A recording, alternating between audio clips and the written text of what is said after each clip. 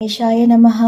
ప్రపంచంలో ఎక్కడా లేని విధంగా శతాబ్దాల నుండి నేతితో అభిషేకించబడుతూ ఎల్లప్పుడూ నేతితో కప్పబడి ఉండే అద్భుత శివలింగం గురించి ఎప్పుడైనా విన్నారా?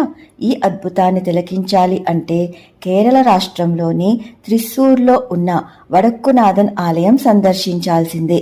దీనిని పరశురామ ప్రతిష్ఠిత లింగంగా ఎన్నో పురాణాలు పేర్కొంటున్నాయి.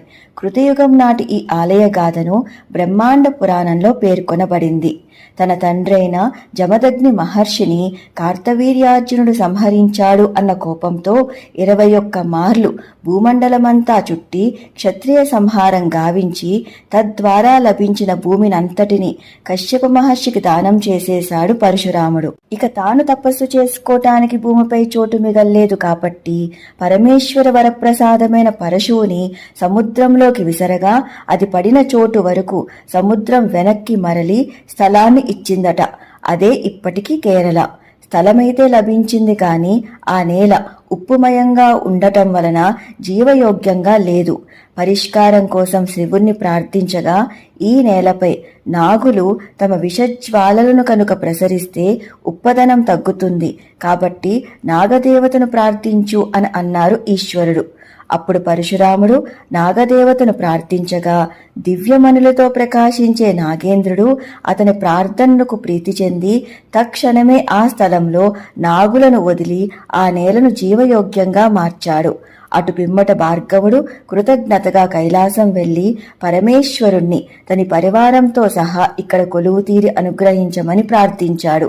పరమశివుడు సంతోషిస్తూ పరివార సహితంగా భార్గవరాముని వెంట ఈ స్థలానికి చేరుకుని అక్కడ ఉన్న ఒక మర్రి చెట్టు మూలన లింగరూపం దాల్చి అదృశ్యమయ్యారు. ఆ లింగాన్ని పరశురాముడు ఎంతో కాలం పూజించుకున్నాడు. ఇప్పటికీ ఆ వటవృక్షం అక్కడే ఉంది. ఆ వృక్షమూలాన్ని మూలస్థానంగా నేటికి కొలుస్తూ ఉంటారు. చాలా కాలం తరువాత కొచ్చిన్ రాజులు ఆ లింగాన్ని పునఃప్రతిష్ఠించి ఆలయాన్ని నిర్మించారు. హిమాలయాల్లో ఉండే ముక్కంటి పరశురాముని కోరిక మేరకు దక్షిణాదికి తరలివచ్చారు కాబట్టి ఆ అభిషేక ప్రియుణ్ణి నేతితో అభిషేకించేవారట. ఆ సాంప్రదాయాన్ని కొన్ని వందల సంవత్సరాలుగా నేటికీ కొనసాగిస్తూ ఉండటం విశేషం.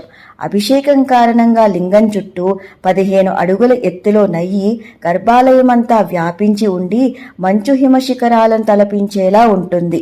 ఇంత పెద్ద ఎత్తున ఘృతం పేరుకుపోయి ఉన్నా ఎలాంటి వాసన రాకపోవటం అద్భుతమనే చెప్పాలి. ఈ వడక్కునాథన్ ఆలయాన్ని ఈసారి తప్పకుండా సందర్శించండి. సర్వం కృష్ణార్పణమస్తు. స్వస్తి.